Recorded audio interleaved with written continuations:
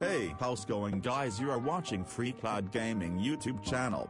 Today in this video I am going to show you top 5 games like GTA 5 for low-end PCs with 2GB RAM and no graphics card. And all the above 5 games are listed randomly, which means that the number of the game will not define the quality of the game. So now let's get started after the intro. Let's roll. 3, 2, 1.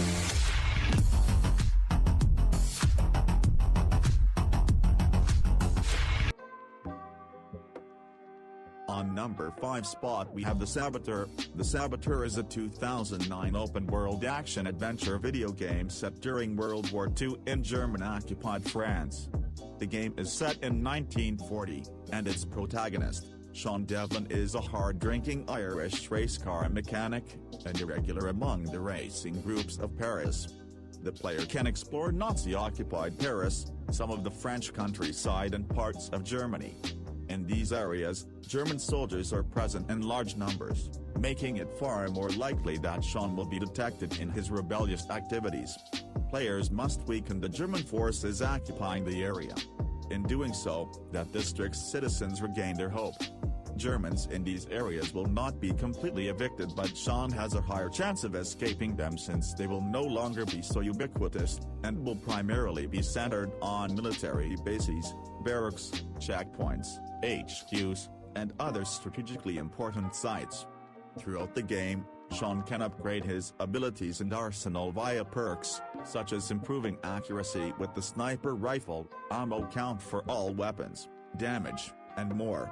Perks are gained through actions, such as evading high-level alarms, sniping targets, or demolishing a set number of German installations or vehicles with a certain requirement.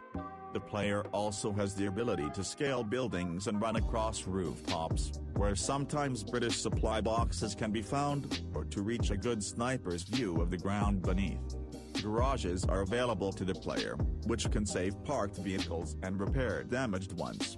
The player can buy weapons, ammunition, explosives, maps and other items from several black market merchants.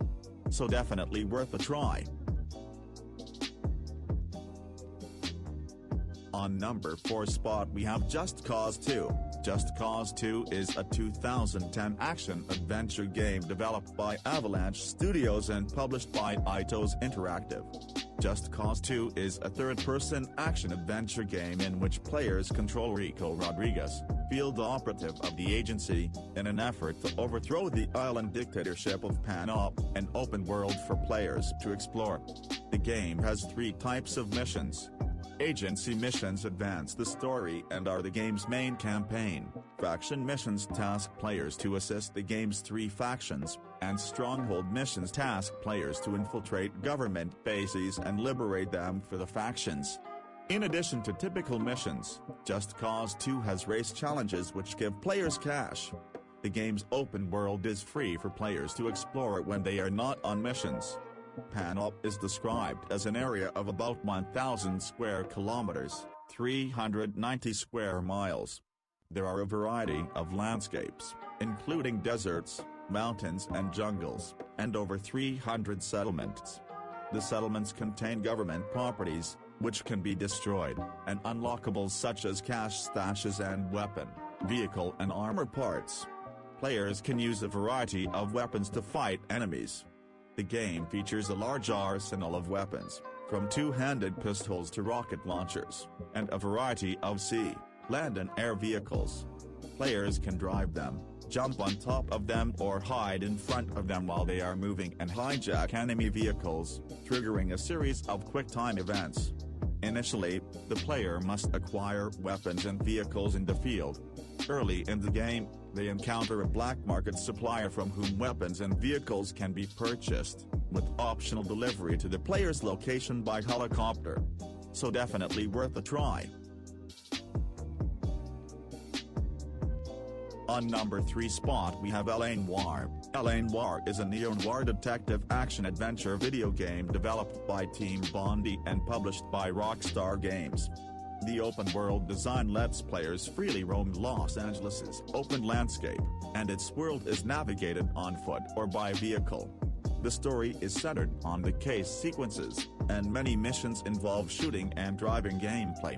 Players must investigate crime scenes for clues, follow up leads, and interrogate suspects. The player's success at these activities will impact how much of each case's story is revealed. LA Noire also contains elements found in action-adventure games, such as side missions and a branching storyline. LA Noire is an action-adventure neo-noir crime game played from a third-person perspective. The player completes cases, linear scenarios with set objectives, to progress through the story. The game also features a mode which allows the player to freely roam the open world and engage in optional activities. The world features multiple landmarks, which are all based on real monuments from 1940s Los Angeles. The game takes place in the city of Los Angeles, in the year 1947, with the player assuming the role of Los Angeles Police Department officer, and later detective, Cole Phelps. The game starts with Phelps as a uniformed patrolman, and follows his career as he advances through the police department bureaus, desks, of traffic, homicide, vice and arson. Each desk gives the player a new partner who will help Phelps in his investigation of a number of cases based on a specific type of crime. The game assigns the player with cases that they must solve. So definitely worth a try. On number 2 spot we have Driver, San Francisco. Driver, San Francisco is an action-adventure racing video game. The game's setting focuses on a fictionalized version of San Francisco, and surrounding regions of Marin County and Oakland, recreating the geography, generalized layout of the city, and notable landmarks including the San Francisco-Oakland Bay Bridge and Golden Gate Bridge. The recreation features around 208 miles, 335 kilometers, of roads, though the amount of roads and territory in the setting is reduced in the Wii edition, as the main bridges of the city are blocked. A new feature is Shift, which allows Tanner to teleport from one car to another without discontinuing the mission. So definitely worth a try. On number 1 spot we have Far Cry 3. Far Cry 3 is a 2012 first-person shooter developed by Ubisoft Montreal and published by Ubisoft. The game takes place on the fictional Rook Islands, a tropical archipelago which can be freely explored by players. Gameplay focuses on combat and exploration. Players can use a variety of weapons to defeat human enemies and hostile wildlife, and the game features elements found in role-playing games such as skill trees and experience. After a vacation goes awry, protagonist Jason Brody must save his friends, who have been kidnapped by pirates, and escape from the island and its unhinged inhabitants. Players portray Jason Brody and can approach missions and objectives in a variety of ways. They can kill enemies by utilizing firearms such as assault rifles, sniper rifles, grenade launchers, rocket launchers, and explosives like landmines and grenades. Alternatively, players can utilize stealth to avoid the attention of enemies. The stealth approach, which can be done by using silenced weapons and combat knives, can prevent enemies from triggering alarms which call for reinforcements.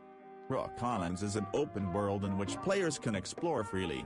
Jason can travel using a variety of vehicles including dune buggies, all-terrain vehicles, cargo trucks, jet skis, boats and hang gliding. Later in the game, players will find a wingsuit that Jason can wear. Jason will encounter different friendly settlements where he can shop for weapons and materials and complete side missions including hunting quests and assassination missions. By hunting different animals and harvesting their corpses, players gain materials necessary for crafting new items such as weapon holsters and ammo pouches. Players can hoard green plants to produce syringes, which heal Jason when his health depletes during combat scenarios or provide other gameplay advantages. As pirates control the island, players can infiltrate and liberate numerous enemy outposts. Once an outpost is retaken, it becomes a base for the rebels which unlocks additional side missions for players. So definitely worth a try. So that's all for today's video guys. First of all, thank you so much for watching. And if you liked it, make sure to subscribe and press the bell icon and give this video a thumbs up to show your support on the video in numbers. And I will see you guys in the next video. Till then, stay home and stay safe, and most importantly, take care of yourselves. Bye.